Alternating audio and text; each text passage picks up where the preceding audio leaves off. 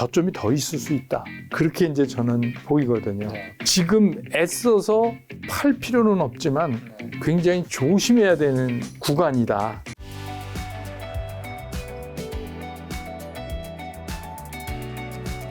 자, 11월 FOMC가 며칠 전에 발표되지 네네. 않습니까?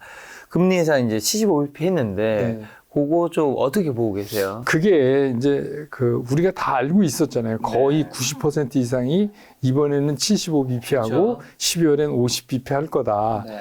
그런 현상적 문제에서는 아무 이견이 없었어요. 다만 이제 증시에서 황소 측에 있는 사람들의 생각은 뭐였냐면 파월 의장이 그 후에 인터뷰에서 뭔가 우리한테 그러니까 쉽게 해서 뭐 피벗까지는 아니라도 스텝 다운 정도는 뭔가 언지를 느낌을 주지 않겠느냐. 그래서 그걸 굉장히 바랬단 말이에요. 그래서 이제 그것 때문에 또 확 올랐다가 네. 또 어떤 지표가 나와서 연준이 좀 강해질 수 있다 이러면 또 주저앉았다 이거를 거듭하고 있었잖아요. 그러니까 결론적으로 얘기하면 이번엔 시장이 너무 많이 바랬어요.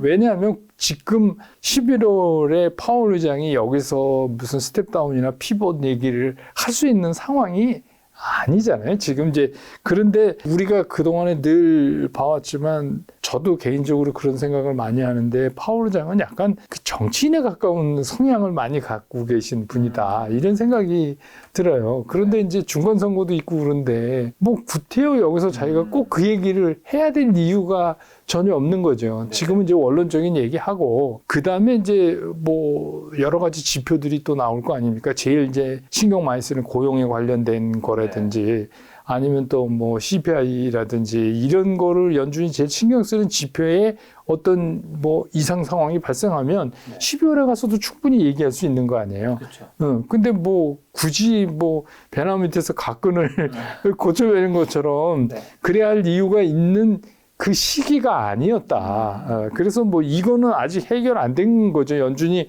앞으로 어떤 스탠스를 가져갈지는. 다만 이번에 이제 시장이 그 충격으로 금리 발표하고 나서는 시장이 좀 오르려고 막 그랬었어요. 그러다가 파월 의장 인터뷰하면서 그냥 툭 그렇죠. 떨어졌거든요. 그러니까 그 얘기는 뭐냐면 시장이 너무 많은 걸 기대하고 있었다. 그냥 그런 거 아니었나. 근데 이제 중요한 건 뭐냐면 그 시장이 많은 거를 기대했다가 그 떨어진 현상, 그 현상 자체가 앞으로 시장을 굉장히 무겁게 할 가능성이 있어요. 적어도 뭐 12월에 연준이 태도 변화를 어떤 형태로든지 나타내기 전까지는 좀 그렇지 않을까 이런 생각이 들어요. 네. 연준에서 이제 12월 남았고 그다음 내년에 금리 인상 좀 어떻게 하려고 보세요? 그러니까 이제 사람들이 많이 그런 얘기 했잖아요. 스텝 다운 한다 연준이. 근데 이제 그때 저도 이제 제 채널에서 그런 얘기 했어요. 그게 중요한 게 아니라 그렇게 하면 그 얘기는 뭐냐면 왜 스텝 다운을 하겠어요 연준이. 경기 침체가 생각보다 강하게 올 것 같은 두려움 때문에 그런 거잖아요. 그러니까 스텝다운을 했다는 얘기는 결국은 인플레이션을 마음대로 바란 만큼 잡지 못한 상태에서 금리 올림을 스피드를 줄인다거나 그런 현상 아니에요. 그러면 당연히 금리의 최종 목표치는 올라가죠. 그러니까 우리가 그 중간에 과정이 느슨해지는 것만 신경 쓸 게 아니라 결국은 나중에 종착역이 얼만큼 높아져 있느냐도 계산해야 되는데 파월이 그 얘기 딱 한 거예요. 그러니까 그 끝에 결국 최종의 목표 금리는 더 올라갈 수 있다. 그 얘기는 무슨 얘기를 하는 거냐면 그래 경기가 무지 어려워지고 우리한테 위험신호를 보내면 그래 우리도 조금 늦춰질 수는 있어. 그렇지만 인플레이션은 잡을 거야. 이 얘기를 동시에 지금 하고 있는 거 아니에요. 그렇죠. 그래서 이게 무슨 이번에 75 올리고 12월에 50bp 올리고 그러고 나서 해 넘어가서 뭐 25라든지 뭐 아니면 50이라든지 사실은 이제 금리는 그게 중요한 게 아니라 그 다음에 연준이 어떻게 하느냐가 더 중요해요. 그러니까 거기서 얼마 동안을 그냥 옆으로 그 금리를 끌고 갈 건지 아니면 거기서 어이구 이거 경기 큰일 났네 이러고 뭔가 다시 금리를 뭐 25bp라도 어떻게 밑으로 내린다거나 이런 거를 재빨리 할 건지 이런 거에 따라서 시장이 상당히 달라지는데 그러면 우리는 그걸 어떻게 예측하느냐. 딱 두 개예요. 하나는 실업률. 그러니까 오늘 우리 녹화하지만 어제 미국 시장 또 빠졌잖아요. 그게 이제 고용보고서 앞두고 좋을까봐 지금 이제 시장이 이상한 거예요. 좋을까봐 주가가 빠지는 거 아니에요. 그러니까 그 이제 그 고용에 관한 거를 우리가 신경을 계속 써야 되고 또 하나는 뭐 누가 뭐래도 CPI죠. 그렇죠. 물가. 근데 이제 CPI도 그 해석의 차이예요. 많은 분들이 CPI가 얼마가 가는 것도 중요하지만 그거는 몇 달째 지금 하향 추세를 가고 있지 않느냐. 그러니까 중요한 게 지난달 대비해서 이번 달이 얼마 올랐냐. 예를 들어서 지난달 대비 0.2%다 그러면 곱하기 12 하면 2.4니까 얼추 연준이 얘기하는 인플레이션에 들어온 거 아니냐. 이렇게 주장하는 분들도 있어요. 그렇지만 이런 거의 전 세계의 경제를 좌지우지하는 연준 입장에서는 그 한 달, 두 달에 그것만 보고 돌아오지 않은 그 인플레이션을 그런 식으로 예측을 해서 이제 됐네 이렇게 할 수는 없는 거다. 그러니까 그런 의견이 틀린 건 아니지만 그건 너무 시장에 오르기를 바라서 하는 거지. 그런 경제적인 결정을 하는 사람들 입장에서는 결국은 CPI의 통 1년 대비한 그 수치를 볼 수밖에 없다. 그래서 이제 그거를 우리가 신경 써야죠. 고용과 CPI를. 고용과 이제 CPI로 인해서 금리 인상이 어떻게 될지 좀 결정될 것이다. 자, 근데 한국은행도 사실 금리 인상 이제 또 따라잡아야 되는 거잖아요. 어느 정도는. 골치 아파요. 그렇죠. 그렇게 됐을 때 또 사실 한국은행이 금리 인상하면 우리나라는 사실은 주식보다 부동산 시장에 굉장히 또 여파가 미칠 텐데 좀 개인 투자자분들이 사실 주식도 아니라 부동산도 하니까 좀 어떻게 좀 대비를 해야 될까요? 안 올릴 수 없을 것 같아요. 그렇죠. 제 생각에. 왜냐하면 지금 1%포인트 격차가 나잖아요. 네. 금리 격차가. 네. 이게 이제 뭐냐면 우리는 이 환율이 중요한데 네. 지금 이제 부단히 환율 때문에 애를 쓰고는 있지만 네. 언제까지 이렇게 할 수는 없잖아요. 그러니까 이제 구조적으로 환율 때문에 제 생각엔 한 50bp는 올려야 되지 않을까. 빅이죠. 네. 그 정도는 해야 된다고 생각해요. 그거를 안 하면 물론 지금 이제 우리 빚도 많고 개인 부채도 많고 이게 이제 문제거리긴 하지만 사실은 우리가 이제 주식시장 얘기해서 우리 주식시장은 미국 시장에 영향을 많이 받기 때문에 그렇죠. 미국 경제 얘기하고 막 하지만 사실은 우리 내부가 더 걱정이에요. 그러니까 지금 지적하신 이제 그런 그 부채들 문제, 부동산 문제. 근데 사실 인플레이션을 잡는다는 거는 자산 가격을 낮추는 거예요. 그러니까 이건 뭐 어떻게 할 수가 없어요. 예를 들어서 주가도 빠지고 부동산 가격도 떨어져야 인플레이션이 잡히는 거거든요. 이론적으로는. 근데 이제 당할 때는 아픔이 있으니까. 근데 그걸 얼마나 연착륙시키냐, 급격하게 하느냐 그랬는데 사실은 지금 우리나라 입장에서는 뭐 연착륙이고 경착륙이고 우리가 정할 수 있는 상황이 아니잖아요. 우리가 정할 수가 없는 상황이에요. 게다가 아시지만 레고랜드 있죠. 그 다음에 뭐 외화 연구체 이번에 흥국생명 그것도 그렇지. 이게 막 안에 숨겨져 있는데 제발 이게 문제없이 넘어가야 되는데 이런 폭탄들이 지금 덮여져 있단 말이에요. 네. 그래도 안 올릴 수는 없을 거예요. 전 그렇게 생각해요. 그럼 이제 개인분들도 얼른 빨리 대출이나 이런 게 있으면 좀 빨리 좀 없애거나 해야 되는 거겠죠? 그렇죠. 그러니까 금리가 오른다 이러면 대출부터 꺼야죠. 그건 아주 기본이에요, 기본. 그건 못 버팁니다, 그렇게. 그럼 이 모든 것들이 반영돼 현재 한국 증시 좀 점검해 주신다면 이게 보세요? 지금 이제 최근에 미국 증시하고 우리 증시하고 움직임이 전혀 달라요. 네. 그래서 이제 그거는 우리 증시가 그 미국 증시하고 달라지게 된 가장 기본적인 건 뭐냐면 외국인들이 한 달 넘게 샀다는 거예요. 그렇죠. 그것도 주로 이제 반도체나 2차 전지 관련 쪽이라서 시가총액 그 상위 랭크돼 있는 그런 종목들을 사서 말하자면 기술적으로도 완전히 틀어놨어요. 그러니까 지금 우리나라 코스피는 쉽게 얘기하면 5일, 10일, 20일이 정배열이 돼갖고 정의 방향으로 가는 아주 좋은 시장같이 보인단 말이에요. 그래서 이제 60일을 막 공격하고 있는 그런 상태잖아요. 네. 그러면 기술적으로만 보면 이 시장을 보고 나쁘다고 얘기할 사람은 없어요. 네. 근데 이제 한 가지 걱정은 뭐냐면 지금은 외국인이 사줘서 그게 괜찮지만 만약에 실제적인 경기 침체 충격이나 이런 것 때문에 외국인들이 이제 손을 빼거나 뭐 강달러가 조금 약해지는 그런 현상이 있어서 이제 환차도 먹고 시세 차익도 먹었으니까 이제 털자 했을 경우 그랬을 때 이제 우리는 굉장히 어려워지죠. 근데 이제 현재까지는 오늘은 이제 어땠을지 모르지만 10월 20일 이후로 어제 처음으로 개인이 샀어요. 개인이 순매수가 나온 거예요. 흔치 않은 경우인데 그리고 기관은 팔고 외국인하고 개인이 샀다는 얘기거든요. 그러니까 이제 개인들이 지금 한끗 달았어요. 네.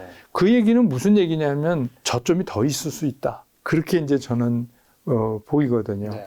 그러니까는 지금 애써서 팔 필요는 없지만 네. 굉장히 조심해야 되는 구간이다. 지금 구간이. 개인이 사기 시작했는데 왜 저점이 더 있을 수 있다라는 의미시죠? 왜 그러냐 하면 우리가 이제 고객 예탁금 뭐 이게 준다 막 이렇게 해서 하는데 과거에 얘도 저점이 나올 때는 고객 예탁금 대비 신용융자 비율이 네. 30% 밑이에요. 그 얘기는 무슨 얘기냐면 털릴 사람 다 털렸다는. 근데 지금은 고객 예탁금은 줄었는데 신용은 30% 이상을 가고 있어. 그 얘기 거꾸로 얘기하면 최근에 요 움직임을 보고 신용 끌어서 또 샀다는 얘기, 개인이. 그러면 신용의 그 물량은 한시적인 물량 아니에요. 결국 그건 매물이에요. 네. 그리고 그건 장이 돌아섰을 때 한꺼번에 뭐 막 거의 불났을 때 비상구 나가듯이 한꺼번에 이제 몰리는 특성을 가지고 있잖아요. 그러니까 뭐 여러 가지 이유가 있겠지만 그 중에 하나가 구조적으로도 지금 그런 상태다. 네. 그러니까 기술적으로는 좋아 보이니 지금 뭐 코스피가 코스닥보다 좋아 보여요. 그 뭐 그래프 메인 보시는 분들은 아시겠지만 그렇기 때문에 좋은 상황에서 일부러 막 할 필요는 없다. 네. 그런데 예를 들어서 뭐 5일 이평선 밑으로 내려오면서 10일 이평은 우리가 보통 이제 파동이라고 얘기하잖아요. 그게 지금 이렇게 올라가고 있던 게 옆으로 이렇게 쓱 눕는 현상이 나타나면 좀 조심할 필요가 있다. 우리가 받을 수 있는 시그널은 그것뿐이 없잖아요. 그러니까 네네. 그런 마음을 가지고 시장을 보시는 게 어떤가. 저는 이제 그런 생각에 애써서 지금 막 내던질 필요는 없지만 네. 외국인들이 열심히 사는데 네. 그럴 필요는 없죠. 지금 많이 싸지긴 했지만 아직 사기는 조금 더 떨어질 여지가 있다는 건가요? 그 싸다 안 싸다의 문제는 상대적 개념이잖아요. 그렇죠. 그래서 싸기 때문에 우리가 꼭 사야 된다 이런 거는 주시장에 없어요. 예를 들면 시장에서 돈을 버는 거는 자기가 산 가격하고 판 가격의 차이지 그게 얼마짜리였냐가 아닌데 상황이 나빠서 주가가 여기까지 내려온 거 아니에요. 그러니까 예를 들어서 뭐 지금 잘 나가는 삼성전자도 그런 거였고 뭐 네이버 카카오 말할 것도 없고 그러니까 지금 그거를 싸기 때문에 사야 된다는 거는 조금 아닌 것 같아요. 이번엔. 왜냐하면 지금 보통 일반 분들이 물린 게 더 많을 거래요. 그렇죠. 그런데 저는 이거죠. 근데 뭘 더 사냐는 거예요. 지금 마지막 남은 일부 갖고 있는 현금 비중이 30% 넘는 분이 그렇게 없으실 거란 말이에요. 그럼 뭐 그거는 요긴하겠어야지. 네, 제 생각엔. 그래서 내가 주식이 하나도 없다. 그러면 억울하지만 지금 여기서 이게 올라가면 내가 갖고 있는 거 밸류도 올라가잖아요. 네네. 그렇게 아쉬운 상황은 아니다. 그러니까 지금은 오히려 지켜보는 게 더 낫다. 저는 이제 그렇게 봐요. 그래서 그런 게 정리가 되면 제가 이제 나중에 말씀드리겠지만 몇몇 개의 시그널이 있어요. 네. 그런 것들이 이제는 저점이다라는 시그널을 우리한테 주거든요. 그럴 때 요긴하게 쓰시는 게 더 효과적이 아니냐 이제 이런 생각이 드는 거죠. 네. 지금 지켜보는 게 낫고 몇몇 개의 시그널이 나온다고 얘기해 주셨는데 그 시그널이 그럼 어떤 걸까요? 좀 저점을 확인할 수 있는? 뭐 여러 개 있는데 이제 이렇잖아요. 증시에 영향을 주는 것들은 모든 게 다 이렇게 서로 연결이 돼 있어요. 네. 환율도 그렇고, 뭐 외국인 동향도 그렇고, 뭐 이제 미국 국채 금리도 그렇고, 뭐 그렇잖아요. 근데 이제 저는 이런 상황에서 제일 신경 써서 보는 게 채권 금리예요. 특히 이제 미국채 금리. 왜냐하면 미국 시장이 우리 시장에 영향을 안 줄 수 없으니까. 그래서 예를 들면 금리에서는 미국의 기준금리와 10년채 국채금리가 같아지면 그러면 저는 이제 사야 된다 이렇게 생각을 해요. 금리 면에선. 그래서 거의 그 과거에도 S&P 500 기준으로 봐도 그 미국 기준금리와 10년 만기 국채금리가 거의 만나면 거기서 장이 터닝하는 경우가 상당히 많았거든요. 그래서 이제 저는 일반 투자가가 그 많은 팩터들을 매일 다 공부하면서 체크할 수는 없는데 아주 심플하게 주식 투자 경험이 많지 않은 분들도 심플하게 매일 쉽게 체크할 수 있는 게 이거예요.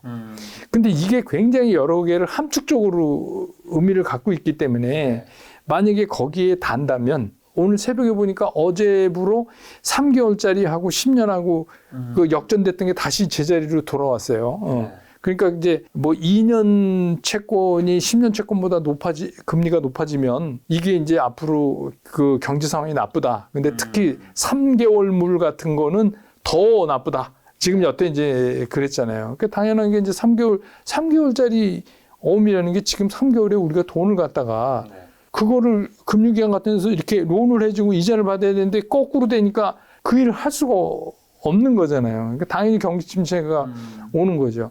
그러니까 이제 10년 채권은 우리가 보통 이제 일반적인 경기 흐름을 대변하고 있는 건데 그게 기준금리랑 똑같아졌다는 얘기는 그 다음에 연준이 무슨 이유로 금리를 더 올려야 할 이유가 없어져 버리잖아요. 그렇잖아요. 되게 심플하게 우리가 생각을 할 필요가 있다. 네. 그러니까 뭐 주식 투자하는데 여러 가지를 많이 알면 좋겠지만 그러면 더 헷갈리니까 저는 일반 개인 투자가가 정할 수 있는 지표로 이거를 매일 확인하시라. 이런 얘기를 이제 제가 드려요. 또 한 가지는 아까도 말씀드렸지만 고객 예탁금이 얼마냐가 중요한 게 아니라 고객 예탁금은 약간 후행적 요소예요. 그게 무슨 얘기냐? 주가 빠지면 빠져요. 빠져나가요. 근데 지금 금리 이렇게하고 뭐 금리 조금 더 준다고 저축은행 그러면 거기 줄 서고 그러잖아요, 지금. 그러니까 당연히 돈은 그렇게 흐를 수 있어요. 다만 중요한 게 뭐냐? 주가가 오르기 시작했다, 바닥쳤다 이런 시그널을 주면 고객 예탁금이 갑자기 늘어요. 그러니까 이거는 약간 후행적 요소인데 우리가 수요를 대표할 수 있는 대표적인 지표가 그것뿐이 없기 때문에 지금 이제 고객 예탁금을 자주 얘기하는데 또 한 가지 우리가 신경 써서 봐야 되는 게 이건 약간 심리적인 문제지만 조금 전에 말씀드렸던 신용융자가 그 잔고가 고객 예탁금 대비해서 어느 정도 비중이냐. 그래서 신용융자가 많다는 얘기는 고객 예탁금에 비해서 비뜯어서 산 물건이 하중이 높다는 얘기 아니에요.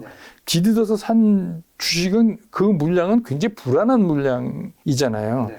그러니까 그게 30% 밑으로 떨어지면 그러니까 조금 전에 얘기했던 금리 이런 시그널들이 우리가 쉽게 개인 투자가들도 체크해 볼 수 있는 그런 이제 시그널이니까 그게 됐다 그러면 아 이제 좀 사볼까? 이래도 거의 실패가 없다. 이게 이제 제가 경험적으로 말씀드리는 거죠.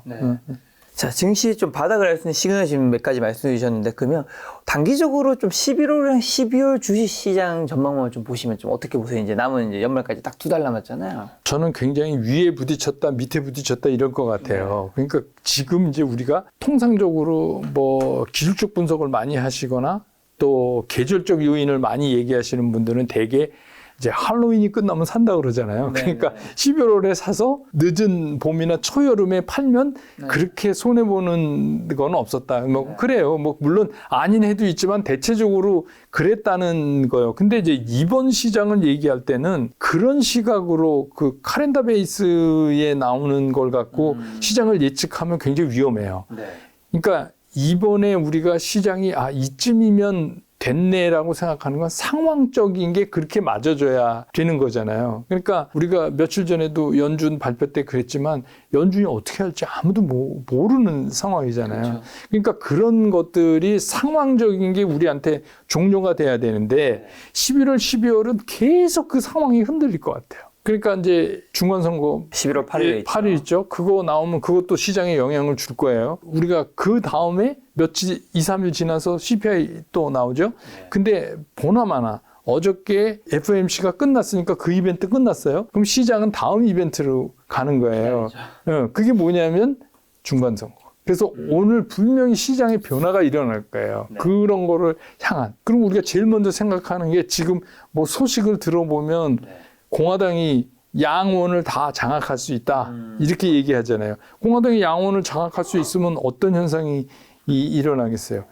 바이든 대통령이 일할 수 있는 게 굉장히 벽에 자꾸 부딪힐 거 아닙니까? 그랬을 때 만약에 이제 우리가 잘 알고 있는 조지아주도 공화당이 이제 승리했다. 그러면 우리가 이제 이건 상상이니까 뭐 돈 내고 하는 거 아니니까 상상해 보자는 거죠. 그러면 현대차가 살 수도 있잖아요. 그러니까 이 주식 투자할 때는 그렇게 상상을 뭐 그렇다고 먼저 막 사고 이런 건 아니지만 나중에 뭐 종목 얘기할 때 말씀드리겠지만 자동차는 그렇게 급하게 살 건 아닌데 어떤 시그널이 우리한테 줬을 때 그럴 수 있잖아요.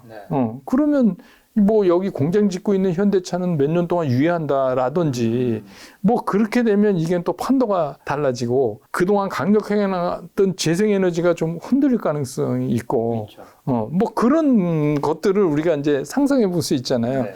그러니까 FOMC 끝나고 지금은 이벤트가 중간 선거까지의 이벤트를 하고 있는 거고 이제 그게 끝나면 또 다음 CPI를 가지고 또 어쩌고 저쩌고 막 이렇게 끝나면 또 예. 12월에 예, 그러니까 네. 그 사이는 어떻게 보면 이렇게 밴드 안을 이렇게 튀어놨다 하는데 그럴 때 이제 우리가 이런 거 있잖아요. 아, 여기서 좀 팔아야 되는 거 아니야? 내 건 그동안 많이 올랐는데 네. 예를 들어서 외국인이 많이 사줘서 네. 그런 분도 계시잖아요. 그런 분들은 제가 그냥 5일 이동평균 깨고 내려오면 일부만 한번 팔아보시고 그러니까 굳이 잘 가고 있는 거를 서둘러서 팔지 마시고 그래서 그러면서 외국인들 움직임을 한번 지켜볼 필요가 있잖아요. 네.